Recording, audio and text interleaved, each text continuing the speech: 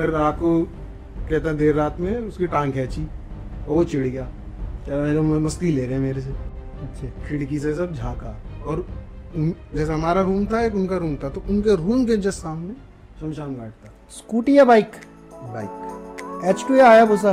H2। Pizza या दाल चावल? दाल चावल। और बीवी या girlfriend? So hey guys, welcome to our channel Banjara rider. और आज हमारे साथ गेस्ट हैं मनीष जैन।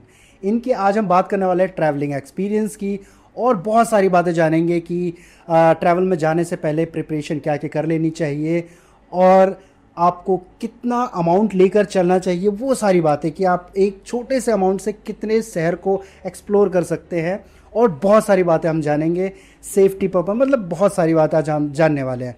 सो मैं इंट्रोड्यूस करना चाहूँगा मनीष जैन। थैंक यू भाई मेरे को पॉडकास्ट में बुलाने के लिए। Thank you. Okay, thank you. तो हमारा यार, आप हमारे पॉडकास्ट में आए, एक फ़ोन किया और भाई एकदम रेडी थे आने के लिए। सो ये मैं बता देता हूँ, ये पॉडकास्ट एकदम रॉ होने वाला है। इसके लिए मैंने कोई स्क्रिप्ट नहीं लिखी, बिकॉज आई लव ट्रैवलिंग, और मुझे सबसे ज़्यादा ट्रैवल बाइक से पसंद है, गाड़ी से भी ज़्यादा बाइक से पसंद है। तो इस पे मैं कोई मतलब स्क्रिप्टिंग नहीं लिखी, और मैंने मनीष को भी कोई स्क्रिप्ट दी नहीं।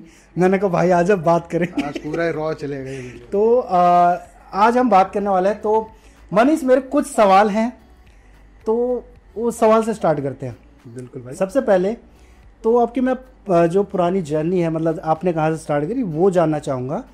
तो मतलब आपके पास पहली बाइक कौन सी थी? देखो, मैं इसकी शुरुआत में अपनी एकदम स्टार्टिंग इंटरेस्ट से बताना चाहूँगा कि जब मैं छोटा था, मतलब 12-13 साल का रहूँगा, तो मेरा एक बड़ा भाई भी है। सो उसको भी ना बाइक का बहुत शौक था, ट्रैवलिंग का बहुत शौक है, मतलब आज भी है। एंड मुझे याद है, उसने जब मैं छोटा सा था, मतलब 12-13 साल का था, एंड उसने फर्स्ट टाइम CBZ जो हीरो होंडा की पहले आती थी, तो उसने वो परचेज करी थी। एंड वो उस पर घूमने निकल जाता था दोस्तों के साथ। तो मेरा भी बड़ा मन करता था कि भाई यार ऐसा भी कुछ होना चाहिए। तो मैंने अपनी स्टार्टिंग करी, मेरे फादर के एक स्कूटर था चेतक, अब बहुत पहले की बात है, चेतक सबने सुना। तो वो उस टाइम का मतलब क्या बोले, स्टार्टिंग स्टेज थी मतलब सीखने की। तो वो लेके मैं जैसे गलियों में ही निकल जाता था, आसपास निकल जाता था। तो धीरे धीरे वहाँ से इंटरेस्ट आ गया। फिर मैं चुपके से क्या करता था कि भाई नहीं होता था तो जिस दिन, तो चुपके से चाबी लेके थोड़ा एक राउंड मार आते थे आसपास, थोड़ा अब उस समय शो ऑफ करना होता था थोड़ा। तो वो थोड़ा वहाँ से इंटरेस्ट जागा धीरे धीरे। एंड मैंने तभी सोच लिया था कि जब मैं बड़ा होऊंगा तो मैं भी अपनी एक खुद की बाइक लूँगा, और जहाँ मन करेगा मैं वहाँ ट्रैवल करूँगा। तो ऐसे करके जब मैं थोड़ा स्टेबल हुआ, तो मैंने अपनी फर्स्ट बाइक, मैंने भी CBZ ली। मैं बता दूं तो मैंने भी CBZ खरीदी थी। हाँ, वो उस टाइम मैंने नई नहीं ली थी क्योंकि वो आ भी नहीं रही थी। फर्स्ट टाइम मैंने जो बाइक ली वो सेकंड हैंड थी, पर थी CBZ। लेकिन वो ड्रीम था वो। बिल्कुल, मतलब वो पहली, मतलब वो काइंड ऑफ उस टाइम के लिए हमारे लिए एक स्पोर्ट्स बाइक की तरह ही थी भाई, ठीक है ना। एक मिडिल क्लास फैमिली के लिए इतना मतलब सोचना करना, चीज़ें होना, तो वो एक इंटरेस्ट था। और जब मैंने उसको फर्स्ट टाइम लिया तो मतलब ऐसा लगा कि मेरा एक ड्रीम पूरा हो गया, है ना। तो वो लेने के बाद फिर हम क्या करा कि जो मेरे और भी भाई लोग थे, मतलब जो मेरे कजन्स थे, तो उनके पास भी CBZ थी। मतलब ये देखा, हमारा एक पूरा CBZ गैंग था। CBZ गैंग हो गया। हाँ, और हमने फर्स्ट ट्रिप अपनी प्लान करी हरिद्वार ऋषिकेश, क्योंकि दिल्ली से वो पास पड़ता है। ओके। तो वहाँ से हमने जर्नी स्टार्ट करी। उसके बाद हम ऋषिकेश, आपका हरिद्वार, एंड इधर अजमेर, पुष्कर, जयपुर, काफ़ी जगह सारे बाइक से ही ट्रैवल कर दिया पूरा? सारा बाइक से। मतलब लोग तो मतलब आज भी बोलते। ये कौन से सन की बात है वैसे? ये बात कर रहा हूँ मैं 2012-13 के आसपास। मतलब मैं उस टाइम कॉलेज कर रहा हूँ। ओके, ठीक। तो मतलब लोग आज भी टोकते हैं, बोलते हैं कि भाई कहीं जाना होता है तो जैसे कोई बोलता है कि चल भाई आजा ऋषिकेश चलते हैं, चल भाई आज मनाली चलते हैं, या भाई चल आज भाई कहीं और चलते हैं, स्टेशन पे चलते हैं। तो मेरे माइंड में फर्स्ट क्या आता है कि यार बाइक से यार कौन सा रूट लेना पड़ेगा, कहाँ जाएंगे, कितने घंटे लगेगा, कहाँ ब्रेक लेंगे, ऐसे चलने लग जाता है। ये ऑटोमेटिकली हो जाता है। और एक चीज़ और पूछनी है मेरे को, उस टाइम ना, आजकल तो बहुत सुविधा हो गई कि मैप लगाओ कहीं भी निकल लो। हाँ। हालांकि कई बार वो गलत चला जाता है या फिर शॉर्टकट के चक्कर में थोड़ा सा खराब एक्सपीरियंस हो जाता है। पर मैं ये जानना चाहता हूँ, पहले के रास्ते याद थे या फिर सिर्फ बोर्ड देख के चलते रहे? ये तुमने बहुत अच्छा क्वेश्चन किया है, क्योंकि जब हमने जर्नी स्टार्ट कर रही थी, ये सब स्टार्ट करा था टूर का, तो उस समय गूगल मैप इतना मतलब स्टेबल नहीं था। मतलब गूगल मैप ऐसा है कि क्योंकि आपको पता है कि उस टाइम कनेक्टिविटी भी इतनी अच्छी नहीं होती। बिल्कुल। मतलब आपका यहाँ नेटवर्क आ रहा है, सिटीज में आ रहा है, पर कुछ लोकेशंस ऐसी होती हैं, जंगल के रास्ते होते हैं, कुछ हिल स्टेशन ऐसे होते हैं जहाँ पे नेटवर्क नहीं आता, तो आप उसके गूगल के डिपेंड में, मतलब गूगल के ऊपर डिपेंड नहीं रह सकते थे। ठीक है, तो जो मेरा बड़ा भाई है अमित, तो वो एक्चुअली काफी घूम चुका था, तो वो एज अ लीडर हमारे आगे चलता था और हमें गाइड करता था, तो हम बस उसको जस्ट फॉलो करते रहते थे। तो कभी कहीं कुछ भटक गए तो पूछ लिया, मतलब ज्यादा कुछ प्रॉब्लम होती नहीं थी। मुझे तो आज भी, अब यहाँ से तो मुझे आप कहीं पे भी ले जाओ, मुझे गूगल मैप की भी जरूरत नहीं है, जहाँ जहाँ मैं जा चुका हूँ। मैं 2 चीज जानना चाहूंगा, एक तो नॉर्मल बाइक मतलब मिड क्लास जो बाइक होती है उसमें कौन सी फेवरेट है, और जो सुपर बाइक होती है उसमें कौन सी फेवरेट है? यार मैं पहले तो सबसे पहले ना सुपर बाइक की बात करता हूँ। सुपर बाइक क्योंकि मैंने बीच में जैसे जेट प्रभजोत है और जेएस फिल्म्स है, तो इनको मैंने जब देखना स्टार्ट करा था, तो मेरा वैसे इंटरेस्ट तो हायाबुसा में अच्छा था, बट मेरे को जो पसंद आई वो कावासाकी की बाइक आई थी, एक ZX-10R, एक Z800 आती थी पहले, अब Z900 आती है। अब Z900 और 1000 वो भी आती है, 1000 RR। हाँ, वो भी आती है। तो ये मेरी फेवरेट बाइक्स है। एंड मिड रेंज में बात करूँ तो अब तो काफी आ गई हैं, पहले तो ऑप्शंस कम होते थे। पहले काफी कम ऑप्शंस थे। पहले तो ज्यादातर, अब आज भी है, मतलब रॉयल एनफील्ड का ही ज्यादा लोग प्रेफर करते थे पहले। अभी मतलब मिड रेंज की बात करूँ तो स्पोर्ट्स में उस टाइम पे शायद पल्सर 220 आती थी, और यामाहा की नई चली थी वो वर्जन 1 R15 की एक फेजर आई थी, एक फेजर आई थी बिल्कुल से, जिसके 2 हेडलाइट हुआ करती थी। तो मतलब मिड रेंज में आपको वो पसंद थी कौन सी बताई? रॉयल एनफील्ड की। हाँ, रॉयल एनफील्ड उसमें मतलब सबकी फेवरेट थी, आई थिंक। मुझे तो लगता है कि कोई मना नहीं कर सकता। फॉर्चुनेटली मेरे पास अभी रॉयल एनफील्ड की बाइक एंड रॉयल एनफील्ड में खासकर वो आपकी हिमालयन, अगर टूरिंग पर्पस से तो हिमालयन मुझे मतलब अगर नेकेड बाइक्स में बात करो तो ये कावासाकी काइंड ऑफ मेरे को ऐसे पसंद है, जैसे NS200 भी हो गई। बट मुझे जो पर्सनली जो अंदर से अब ना मुझे पसंद है, वो मुझे टूरिंग बाइक पसंद है। ओके। जैसे BMW की GS 1200 आती है, या ट्रायम्फ की हो गई टूरिंग बाइक्स, तो मुझे अब इसमें ज्यादा इंटरेस्ट आता है। और उस बाइक के साथ जो उसके जो पैनियल्स लगते हैं, मॉडिफिकेशन, वो बीस्ट लगती है पूरी बाइक। वो मैं एक चीज बता दूं कि भाई अगर गर्लफ्रेंड आपकी या आपकी वाइफ सज धज के आए और बाइक के आपके सारे पैनल्स लगे हों, सारे गियर्स लगे हों, मतलब तो मैं कहूंगा, अच्छा मैं पूछना चाहूंगा किसको चूज करो? यार डेफिनेटली भाई यार, ये बट शर्त ये है कि ये वाइफ ना देख रही है। तो मतलब मजा है ये। देखो, अगर खुद बंदा नहाए चाहे ना नहाए, खुद नहाए धोए, तो 10 दिन में नहा रहा हूँ, लेकिन बाइक को रोजने लायक। भाई ये बात सच कह रहे हो भाई। बाइक में जरा सी भी डस्ट आती है, अभी मैं यहाँ आया हूँ, मैंने बाइक खड़ी करी है, मैंने कहा यार सेफ जगह पे लगाओ यार, ये धूल में बार बार नहीं सह सकता। ये बात एकदम सही है। जब अभी मनीष आया तो इन्होंने मेरे को फोन किया कि यार पार्किंग कहाँ लगानी, मैंने कहा गेट के बाहर लगा दो, कोई दिक्कत नहीं, कोई लेके नहीं जाएगा। कोई लेके नहीं जाए, प्रॉब्लम वो नहीं है, कोई लेके नहीं जाएगा, गार्ड खड़े, कोई लेके वैसे भी नहीं जाएगा, इस पर डस्ट जम रही है। तो मैंने कहा भाई ऐसा है, मैं आ रहा हूँ, मैं -2 में बाइक लगवा के आया हूँ, मैंने कहा यहाँ सेफ है, धूल मिट्टी भी नहीं है। तो मतलब बाइक के लिए मतलब इतना प्यार अच्छा लगता है देख के कि कोई बाइक लवर है। और दूसरी बात कर लेते हैं हम सेफ्टी की। आजकल बहुत सारे जेनजीज है, बहुत सारे ऐसे लोग हैं जो कि ना हेलमेट का यूज़ करते हैं और ना ही ये जो सेफ्टी गार्ड्स होते हैं उनका यूज़ करते हैं। और जो आप देख, आजकल बहुत एक ट्रेंड चल गया छपरी करके, जो मतलब बाइक लिया और चल दिए। बेसिकली मैं बताना चाहूँगा वो करते हैं बाइकर कम्युनिटी को बदनाम। अब जो बंदा पूरी राइडिंग गियर्स के साथ चल रहा है, सारी चीज़ें पहन के चल रहा है, अगर मैं ये कहूँ कि उसको देख के अभी छपरी लोग क्या करते हैं, मतलब मैं ये वर्ड मैं यूज़ कर रहा हूँ क्योंकि लोग एक्चुअल में इनको इस नाम से ही जानते हैं। वो क्या करते हैं भाई, अगर कोई बंदा पूरी सेफ्टी के साथ चल रहा है तो वो उसके पीछे पीछे जाके उसके साथ रेस लगाने की कोशिश करेंगे, उसके साथ जाके थोड़ा ड्रैग करेंगे, मतलब तो वो ना चीज़ अच्छी नहीं लगती। इसमें क्या है कि आप खुद की जान तो खतरे में डाल रहे हो, साथ में आप उसकी भी डाल रहे हो, वो एक रूल के साथ चलते हैं। मैंने बाइकर्स के साथ मैंने भी वो किया है, क्या नाम है, मैंने भी ट्रैवल किया है। वो क्या करते हैं, सारे उनके साइन देते हैं कि आगे अगर चलना है तो किस स्पीड में चलना, वो सारी चीज़ें बताते हैं। तो वो सेफ्टी पर्पज बहुत इंपॉर्टेंट है। आप इन छपरी या फिर ऐसे बंदों को क्या कहना चाहेंगे जो कि हेलमेट तक यूज़ नहीं करते, और सेफ्टी का तो बहुत दूर की बात है। बिल्कुल भाई, तुमने सही बात करी है कि बाइक अगर, जब आजकल मैं देखता हूँ लड़के 16-17 साल के या 14 साल तक के भी मैंने लड़के देखे हैं जो बाइक ले लेते हैं और वो सोचते हैं कि वो प्रो बन गए हैं, एंड दे स्टार्टेड के एक टायर पर उठाना, स्टंट करना, वेली करना, है ना। तो मेरे को ये लगता है कि एज अ राइडर मुझे लगता है कि जब आप कोई एक बाइक लेते हैं या कार लेते हैं, कुछ भी लेते हैं, तो आपकी एक बहुत बड़ी रिस्पॉन्सिबिलिटी बनती है कि आप उसको मतलब सही तरीके से उसको उसके प्रति आपको प्यार कितना। बिल्कुल बिल्कुल। अगर मैं ये कहता हूँ कि असली राइडर वही है जो अपनी बाइक से प्यार करता है, वो सब कहते हैं कभी नहीं करेगा, राइट। तो एक्चुअली क्या है ना, मैंने काफ़ी वीडियोस भी देखता हूँ यूट्यूब पे कि जब कोई एक प्रॉपर राइडर अपने पूरे गियर्स पहन के जब भी रोड्स पे चलते हैं, तो एक पर्सपेक्टिव ऐसा बन गया कि भाई ये रेस लगा रहा है, रेस लगाएगा, है ना।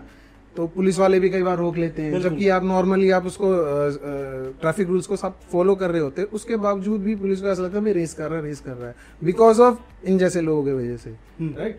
कि बिना हेलमेट चप्पलों में आ जाते हैं, बिल्कुल, है ना। ज्यादातर मैंने देखा आजकल ड्यूक एक मैं बताता हूँ, ड्यूक इज अ बहुत अच्छी कंपनी है, बहुत अच्छी कंपनी है। ड्यूक एक बीस्ट है, मतलब वो जो मैकेनिज्म KTM के जितने बाइक्स आती है बहुत प्रो लेवल की बाइकें होती है, लेकिन इन लोगों की वजह से ना जो ड्यूक 390 है और जो ड्यूक के 125 RC है, ये सारी ना बदनाम हो चुके हैं जस्ट बिकॉज ऑफ इन लोगों की। मैं वही कह रहा हूँ कि ये बाइक्स बहुत अच्छी मशीन्स हैं, बट इसका यूज जो है वो गलत तरीके से हो रहा है। चलिए सेफ्टी की बातें तो बहुत हो गई। मैं अब नेक्स्ट क्वेश्चन थोड़ा सा इंटरेस्टिंग करने वाला हूँ कि अगर कोई बंदा ट्रैवलिंग के लिए निकल रहा है, चाहे वो मैं कह रहा हूँ कि लद्दाख के लिए निकल रहा है, चाहे वो नेपाल के लिए निकल रहा है, चाहे वो एक छोटे से जगह के लिए निकल रहा है, तो उसकी जो बेसिक प्रिपरेशन है वो क्या क्या होनी चाहिए, मतलब क्या क्या एक्चुअल में बाइक में या खुद के लिए क्या क्या चीज़ें रेडी होनी चाहिए। हाँ यार, मैं एक बताना चाहूँगा यार, देखो आपको अगर आप बाइक लवर हो और आप ट्रैवल करना चाहते हो, तो ज़रूरी नहीं है आप 1000 cc बाइक ले जाओ या 800, आपके पास 100 cc की बाइक है, स्प्लेंडर भी है आपके पास इवन, तो आप उससे टूर कर सकते हो, बहुत इजी। बिल्कुल, लोग स्कूटी में भी करते हैं। बिल्कुल बिल्कुल, आपने देखा होगा लोग तो साइकिलों में भी चले जाते हैं।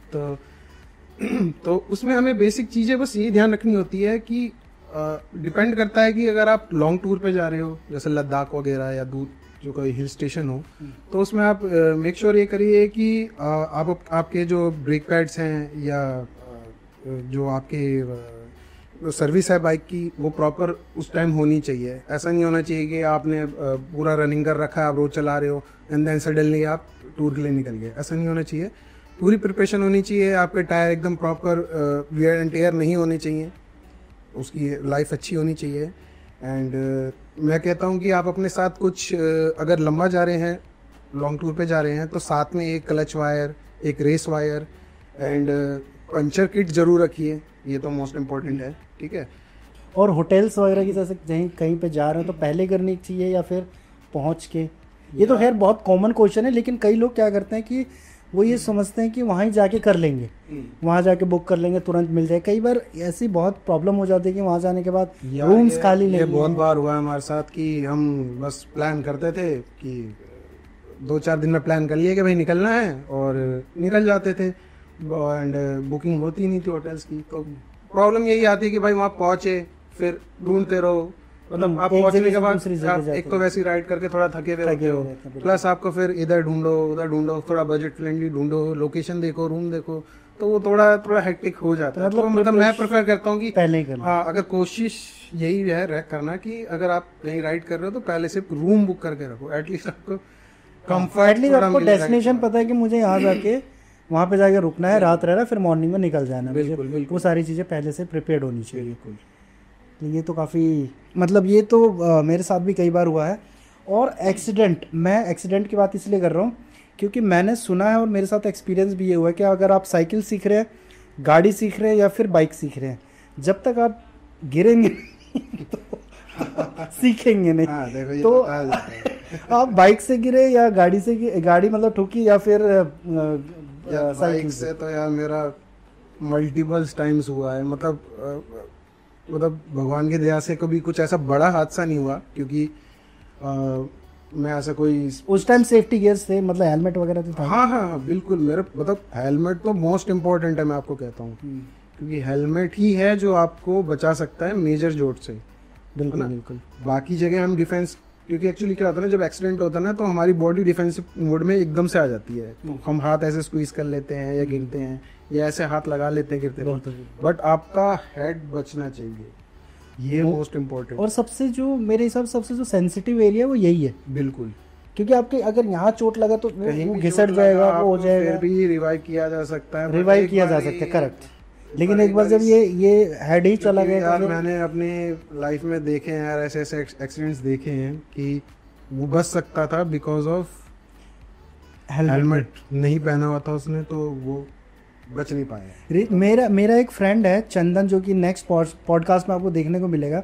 रिसेंटली उसका एक्सीडेंट हुआ है, ज़्यादा टाइम नहीं हो रहा, मतलब 3 months बैक उसका इतना तेज़ एक्सीडेंट हुआ था। उसने जो हेलमेट पहना, उसको ना हेलमेट और बाइक का बहुत शौक है, उसके पास हेलमेट थी 16,000 रुपये की हेलमेट थी, मतलब प्राइस उसने बताया था, एग्जैक्ट कंपनी याद नहीं, SMK की थी या फिर एक्सॉर की थी पता नहीं, बट उसका 16,000 का हेलमेट फट गया। इस लेवल का एक्सीडेंट था, लेकिन आज भी लड़का जिंदा है। और मतलब मैं तो यही कहूँगा कि हेलमेट ज़रूर पहन के चले, तो वो मतलब अभी सेफ़ है। उसकी ये उंगली गायब हो गई है, मैं अभी दिखाऊंगा, मतलब नेक्स्ट पॉडकास्ट में आपको वही देखने को मिलेगा, लेकिन वो बच गया जस्ट बिकॉज ऑफ हेलमेट। तो हेलमेट ज़रूर पहन के चले। आप इतनी महंगी बाइक ऑन कर सकते हैं यार, तो हेलमेट तो मतलब अगर मैं अच्छे हेलमेट की बात करूँ तो 1500 से स्टार्ट हो जाते हैं, ठीक ठाक मतलब हेलमेट आ जाते हैं। ओके, तो बाकी फिर मनीष जैन जी के साथ आगे चलते हैं। कुछ रैपिड फायर राउंड्स भी हैं, लेकिन उससे पहले कुछ एक सवाल जो कुछ पर्सनल हो सकते हैं, पर्सनल लाइफ में अगर इंटरेस्ट है तो हम पूछ सकते हैं कि सबसे पहले तो मैं ये पूछता हूँ कि आपकी लव स्टोरी मतलब आपकी लव मैरिज है या फिर अरेंज्ड है? नहीं भाई, लव मैरिज ही है। ओके, लव मैरिज है, मतलब उसे लव कम अरेंज कह सकते हैं, क्योंकि हम मिले थे पहले, फिर देन जब हमें लगा कि अब हमें आगे बढ़ना चाहिए तो हमने पेरेंट्स से भी बात करी थी, देन उसके बाद ये सब डिसाइड हुआ। ओके, मैं एकदम से जंप इसलिए कर गया, शायद कुछ लोग बोर हो गए होंगे, तो मैंने कहा कुछ पर्सनल बातें करने से क्या होता है ना, थोड़ा इंटरेस्ट आ जाता है। हाँ, अब तो कुछ निकलेगा। ओके, सो मतलब आपकी लव मैरिज थी, तो मतलब मैरिज से पहले कोई गर्लफ्रेंड? यहाँ कट कर देंगे, कोई दिक्कत नहीं। ऐसा कुछ नहीं है यार, उससे पहले जो प्यार था वो बाइक था यार, तो आज भी है। ओके, तो अभी अगर मैं देखूं लव, अब आप सही सवाल पे पहुंचे। लव मैरिज हुआ है मतलब लव हुआ है, बाइक मतलब वो भी लव है, तो अगर मैं एकदम रेडी करके दोनों को सामने रखूं तो आप किसकी तरफ अट्रैक्ट होंगे? यार देखो, ये चीजें पॉडकास्ट में नहीं है ये नहीं, पर जनता जवाब जानना चाहती है, मैं आपको बताऊंगा क्या। जनता जवाब जानना चाहती है, ठीक है यार देखो, दोनों ही लाइफ में जरूरी है। देखो बिल्कुल, बाइक एक पहिए पे नहीं चलती है, 2 पहिए पे ही चलती है। अच्छा, एक चीज़ और पूछना चाहूँगा कि मतलब आप ट्रैवल पर निकलते तो आप सोलो ट्रैवल ज़्यादा करते हैं या फिर ग्रुप के साथ या फिर अपने पिलियन को लेकर?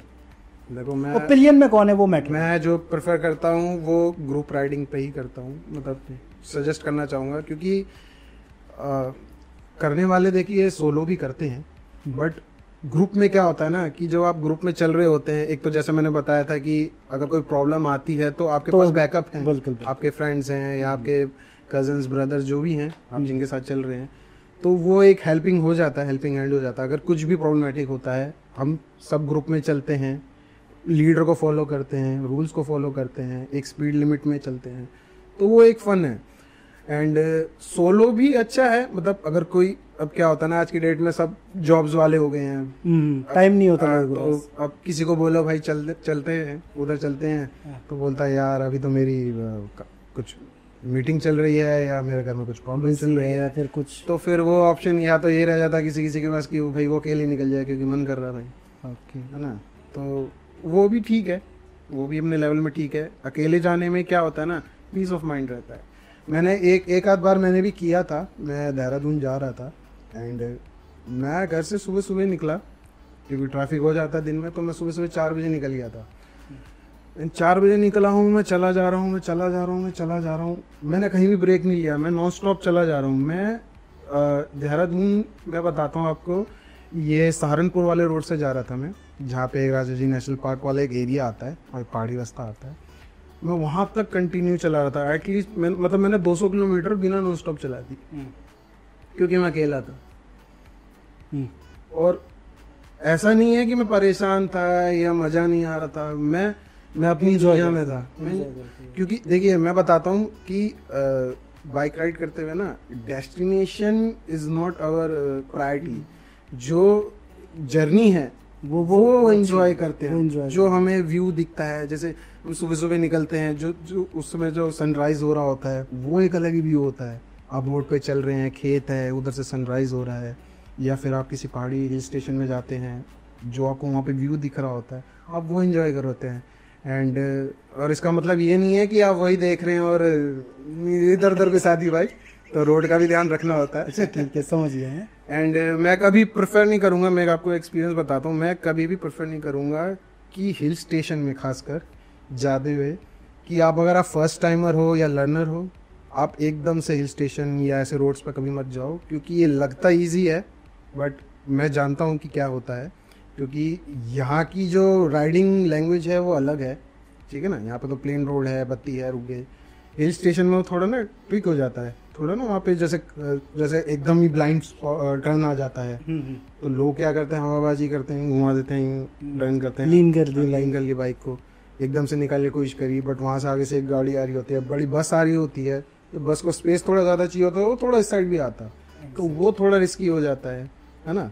तो मैं ये कहता हूँ कि वहाँ जाने से पहले एटलीस्ट थोड़ी छोटी मोटी जगह जाके थोड़ा लर्निंग मतलब सीख लो, है ना। मतलब एकदम से ही आप ऐसा मत करो कि भाई मैं तो बाइक चलाता हूँ तो क्या हो गया भाई, मैं तो वहाँ भी चला लूँगा, बट ऐसा नहीं होगा। ओके, तो आपने अभी तक कौन कौन सी जो प्लेस है एक्सप्लोर कर रखे हैं? लाइक अगर मैं इंडिया पूछूं या फिर इंडिया के बाहर, तो मतलब बाइक से? नहीं यार, अभी इंडिया के बाहर तो अभी ऐसा कुछ सीन नहीं हुआ है।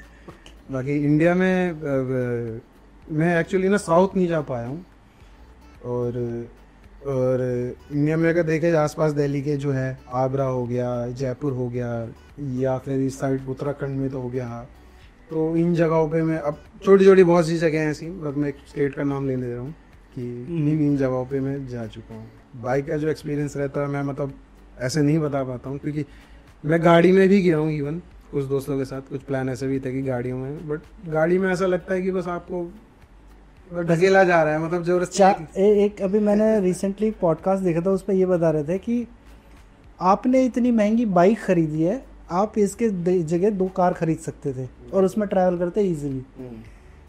तो उस बंदे ने क्या बोला कि मैं खरीदने को, मेरे पास ऑलरेडी है, खरीदने की ज़रूरत भी नहीं है, बट मैं बाइक से इसलिए ट्रैवल करता हूँ, जो रास्ते की धूल होती है, जो रास्ते की हवाएं होती है, जो इन्वायरमेंट होता है, वो मुझे फील करना होता है। बिल्कुल भाई, इसलिए मैं बाइक से ट्रैवल करना ज़्यादा पसंद करता हूँ, ज़्यादा प्रेफर करता हूँ।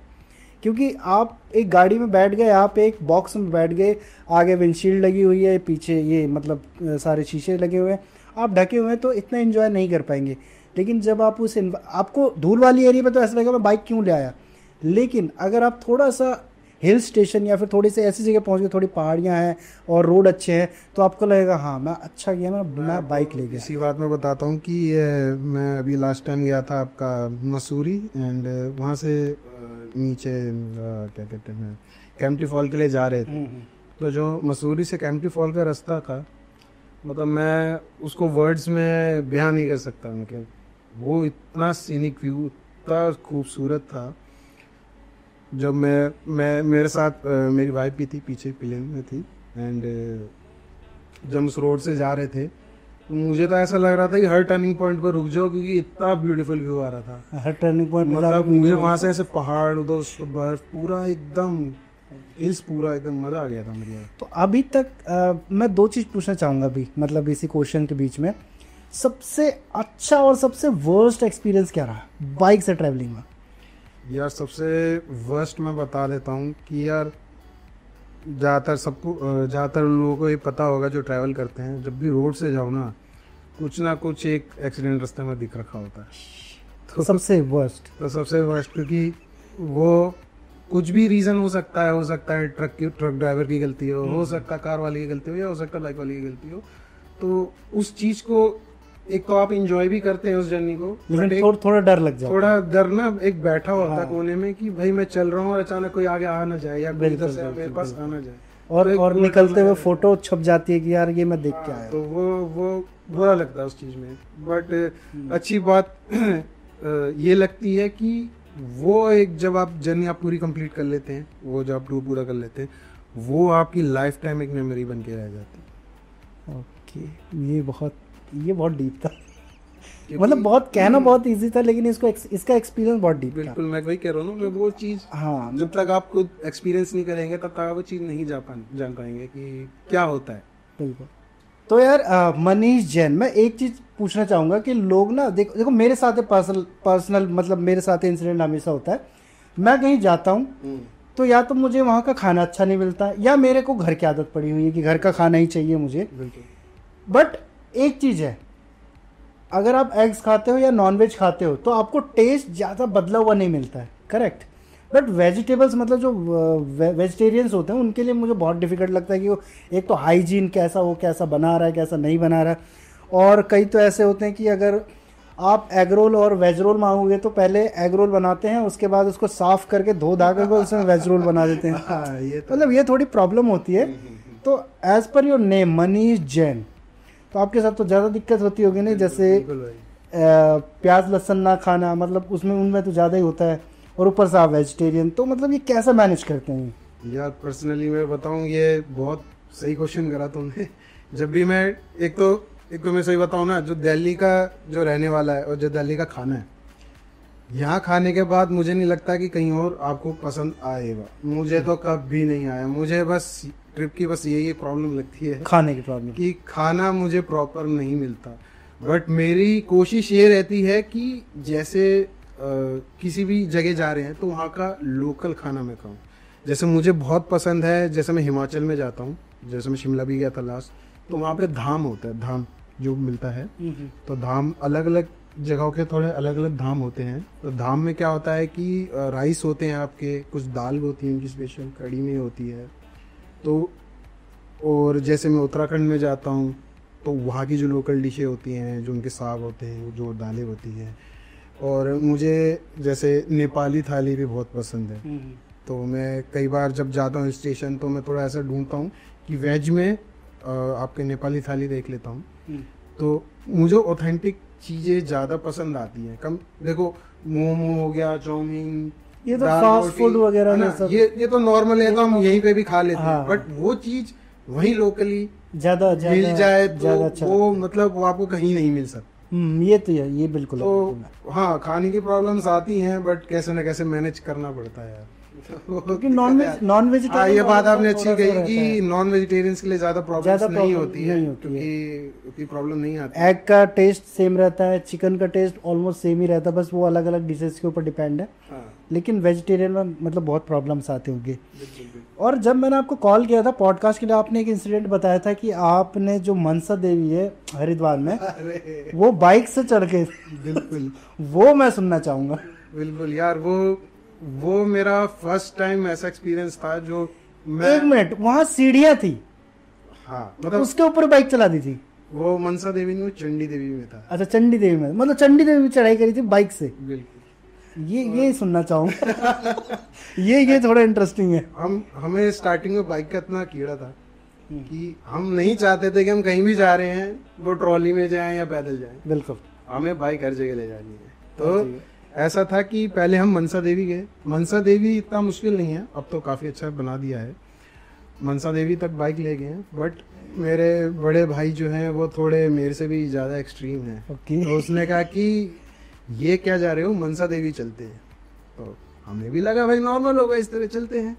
अच्छा, हमें तो मनसा देवी चंडी देवी चलते हैं। तो मनसा देवी से ऐसे देखा होगा आपने कि पुल आता है, हाँ, पुल आता है, नीचे से गंगा जारी होती है, उस साइड की तरफ है। और वहीं से मैं बता देता हूँ कि अगर किसी को हरिद्वार से ऋषिकेश जाना हो ट्रैफिक से बचने के लिए, बट वो रोड थोड़ा रिस्की हो सकता है, वो एक राजा जी नेशनल पार्क से होता हुआ ही निकलता है। तो वो एरिया क्या है, वो एलिफेंट्स वहाँ पे कई बार निकल जाते हैं, मतलब जानवर तो वगैरह। रिजर्व वाला एरिया है वो। तो वो रास्ता जो है ना, वो आपको सीधा ऋषिकेश निकाल देता है, आपको जानकी पुल की तरफ निकाल देगा, ठीक है। तो वो रास्ता ऐसा है कि वहाँ पे आपको बिल्कुल भी ट्रैफिक नहीं मिलेगा मेरे नॉलेज के हिसाब से, और आपके साथ साथ गंगा चल रही होती है, तो वो एक बड़ा अच्छा एक्सपीरियंस है। अगर गाड़ी में जा रहे हैं तो ठीक है इतना, बट बाइक के लिए मैं बोलता हूँ कि भाई अपने रिस्क पे ही जा सकते हैं।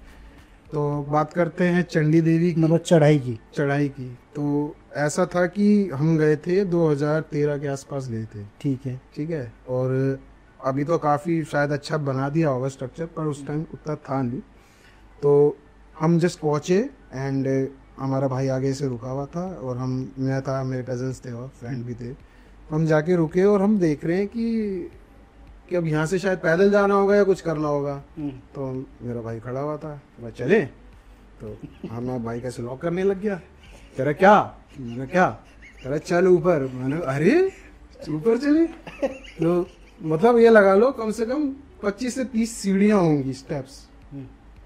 तो ऐसे चंडी देवी जाने के लिए मैं बताता हूँ कि या तो आप ट्रॉली के थ्रू जा सकते हो, वो थोड़ा आगे से रास्ता है। अदरवाइज जो पैदल जाना चाहते हैं तो एक पीछे से ऐसे रास्ता है, वहाँ पे ऐसे 25-30 सीढ़ियाँ थी, ठीक है। और उसके बाद थोड़ा रोड स्टार्ट हो रहा है, और रोड भी मेरे ख्याल से 10 फीट 12 फीट ऐसी होगा, ऐसे रोड चल रहा था।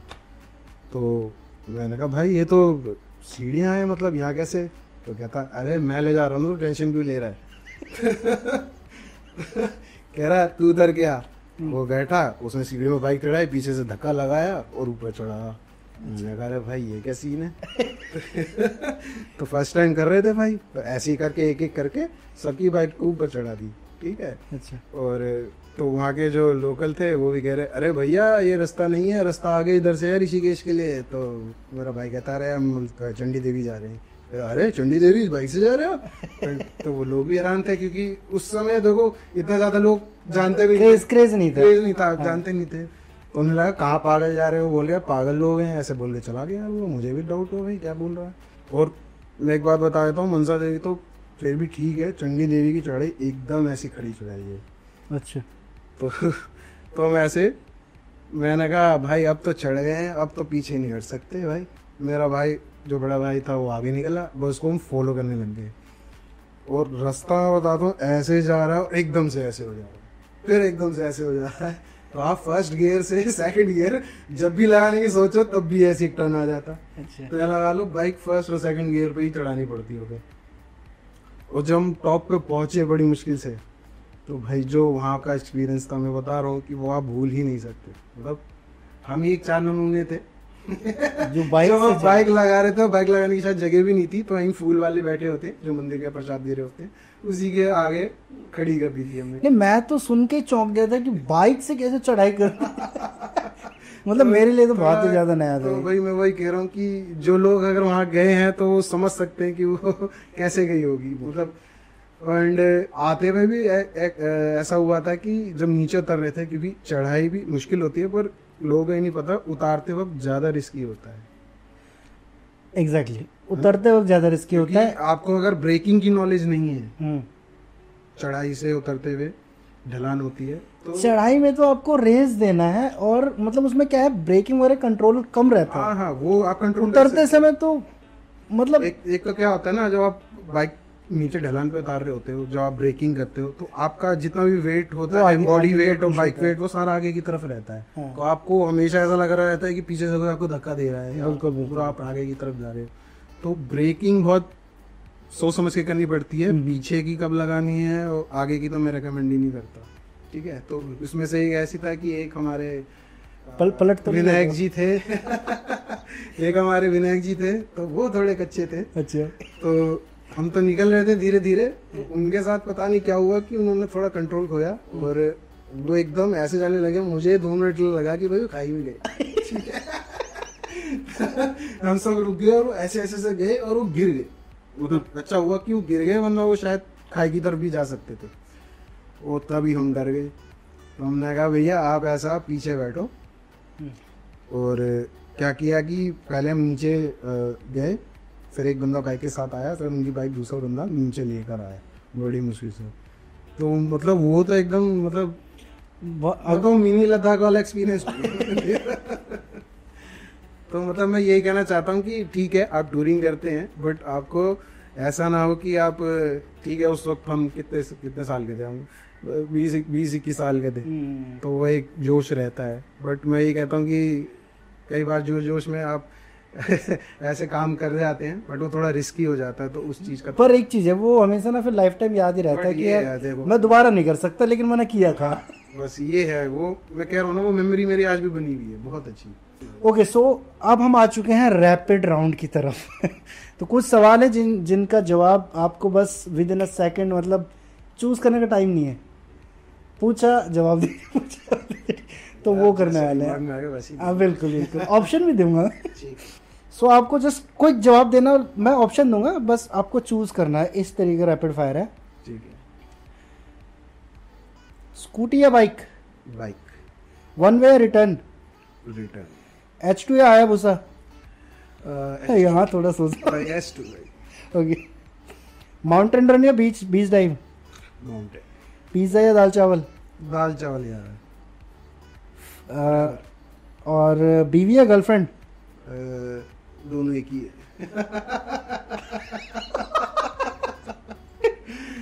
ओके ठीक है। और अभी सिंगल, इस पे ऑप्शन नहीं मिलेगा। पसंदीदा शहर? पसंदीदा शहर में यार मेरे को ना पता नहीं क्यों। ऐसे नहीं, फटाफट एक उत्तराखंड मेरे को पसंद। उत्तराखंड। ओके। और पसंदीदा बाइक? बता रहा हूँ कि ZX10R, मतलब पसंदीदा हेलमेट कंपनी? एक्सॉर। ठेले की चाउमीन या होटल की? या समटाइम्स ठेले की भी जरूरत पड़ जाती है। गोलगप्पे ठेले के होटल के? ठेले के। ये तो ये गोलगप्पे जैसी चीज़ गोलगप्पे ठेले हाँ अच्छी मिलती है यार। ये ठेले की अच्छी ये तो स्ट्रीट फूड में ही मजा है, ये तो सारी चीजें। Okay, so guys it was wonderful podcast with Manish Jain, और कोशिश करेंगे हम इनको दोबारा बहुत जल्दी लेके आए। इनके पास बहुत सारे हॉरर स्टोरीज भी है सुनाने के लिए। आपने एक शायद सुना होगा, वो बहुत छोटा था। बहुत सारे हॉरर स्टोरीज भी है, और ट्रैवल एक्सपीरियंस को और भी ज़्यादा एक्सप्लोर करेंगे।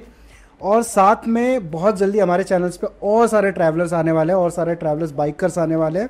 तो चैनल को सब्सक्राइब भी ज़रूर करिएगा। और मनीष को thank you so much Banjara rider की तरफ से, और इनको बहुत जल्दी दोबारा इनवाइट करेंगे। और मैं कहता हूँ कि साथ में और भी राइडर ग्रुप में करते हैं एक बारी पॉडकास्ट, ग्रुप में करते हैं, है ना, 3-4 एक बारी राइडर। बिल्कुल, उसमें ज़्यादा मजा आएगा। बिल्कुल, क्योंकि एक कोई सवाल पूछने को 3-4 पिक करने वाले होंगे। अभी तो क्या 1 to 1 है, उसके बाद फिर 1 to 4 हो जाएगा।